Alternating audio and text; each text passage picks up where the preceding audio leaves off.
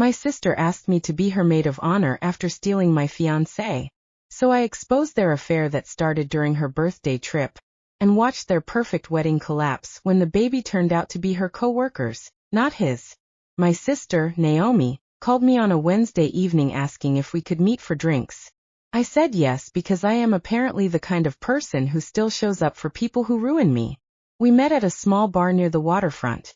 The same place our mom used to bring us for mocktails when we were younger. Naomi ordered something sweet, barely touched it, then leaned forward like she was about to confess something vulnerable. "Riley," she said, "I know this is complicated, but you're still my sister. I want you to be my maid of honor." I just stared at her. 16 months earlier, my fiancé Caleb had ended things with me in a 2-sentence email. No explanation.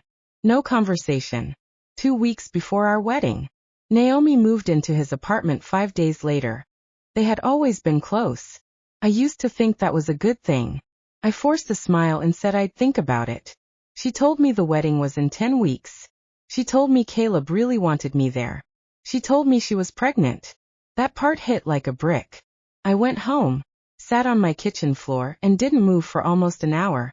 Then I called Marcus, who was supposed to be Caleb's best man before everything fell apart, but had stayed my friend anyway. Marcus listened quietly. Then he said something that shifted the ground under me. "Riley, you never saw the clips from Naomi's birthday trip, did you?" I hadn't. Marcus had been the one taking photos and videos that weekend. After the breakup, I told him to delete everything. I couldn't handle it. I said I deleted them, he admitted. I didn't. "There's something you should see. I should have shown you back then, but I didn't know how you'd react." He sent the file that night. 39 seconds. Grainy phone footage from the hallway of the beach house we'd rented. Naomi slipping out of one of the bedrooms just after midnight, fixing her dress. Caleb stepping out right behind her, laughing quietly, pulling her back for a kiss before she pushed him away and went downstairs. The timestamp was 11 months before he left me. I watched it over and over until I felt numb. Then I called Naomi back and told her yes, I would be her maid of honor. She sounded so relieved it almost made me laugh. In the weeks that followed, I played my part perfectly. I went to dress fittings. I helped plan the bridal shower.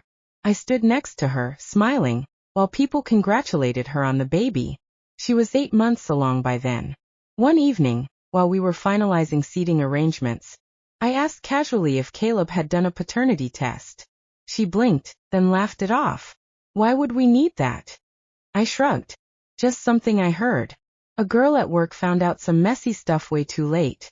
Thought I'd ask." I didn't push it. I didn't need to. The doubt did the work for me. Then I helped organize Caleb's bachelor weekend. Same beach house. Same group of people. Including Evan, a co-worker of Naomi's who had been at that birthday trip, too. We were never close, but I remembered things. The way he hovered around her. The way she laughed a little too hard at everything he said. 2 weeks before the trip, I messaged him. I told him everything I knew. I told him I wasn't looking for a fight. I just needed the truth before my sister walked down the aisle. He called me almost immediately. He was shaking. "It wasn't just Caleb," he admitted. "It started with me. Months before that trip. She told me she was going to leave him, leave you, and be with me. Then she disappeared and showed up engaged to him instead." He went quiet, then added, "She texted me a while back. Drunk. Asked if I remembered a weekend in April." April. The timeline lined up perfectly. The rehearsal dinner was held at a rooftop restaurant overlooking the city. String lights, soft music, everyone dressed like they were attending something sacred. I stood to give my maid of honor speech. I had written something kind, something forgiving. I didn't use it. I talked about growing up with Naomi, about trust, about love, about how families are supposed to protect each other. Then I smiled and said I had one last gift for the couple, something meaningful, something honest, and that I wanted everyone to see it, because love shouldn't come with secrets. I nodded to the staff. The screen behind me flickered to life. 39 seconds. No one spoke. You could hear the city traffic below. Then someone whispered, "Is that?" I stepped forward before the murmuring could build. I thought that was important context, I said calmly.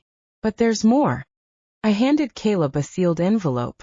Inside were the results from a private lab, samples he didn't know I'd collected, a strand of his hair from his jacket, and a DNA sample Evan had willingly sent in.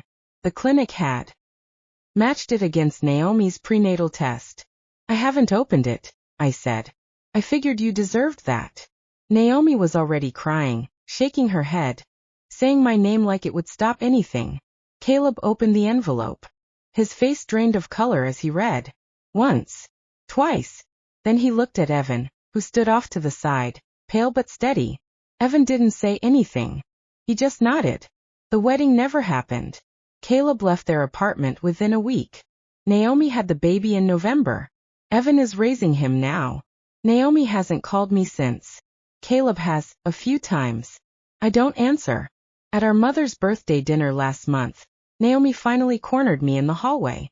Her voice was raw when she asked why I had to do it like that. Why I couldn't have just told her privately. I looked at her for a long moment before answering. Because, I said quietly, you didn't betray me in private.